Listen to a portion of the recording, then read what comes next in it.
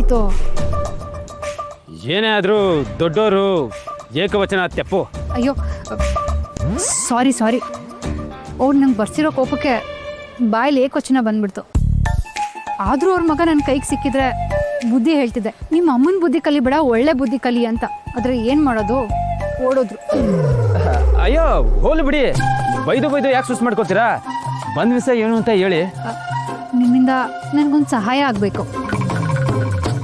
ಅಯ್ಯೋ ಒಂದ್ ಯಾಕೆ, ಹತ್ ಕೇಳಿ. ನಿಮ್ಗೋಸ್ಕರ ನಮ್ಮ ರುದ್ರಣ್ಣ ಏನ್ ಬೇಕಾದ್ರೂ ಮಾಡ್ತಾರೆ.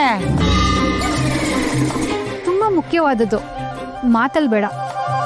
ನನ್ನ ಮಾತನ್ನ ನಡೆಸ್ಕೊಡ್ತೀನಿ ಅಂತ ಪ್ರಾಮಿಸ್ ಮಾಡಿ.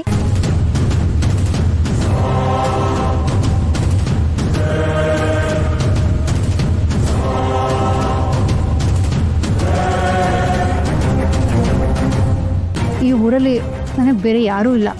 ನಿಮ್ಮನ್ನು ಬಿಟ್ಟರೆ ಬೇರೆ ಯಾರನ್ನ ಸಹಾಯ ಕೇಳಿ ಹೇಳಿ? ಮಾತು ಕೊಡಲ್ವಾ?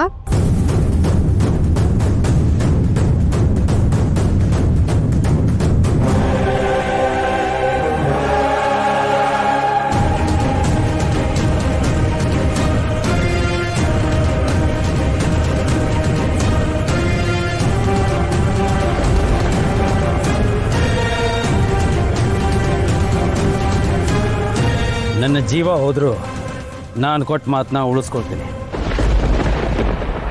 ಆಂಜನೇಯನ ಮೇಲೆ ಆಣೆ.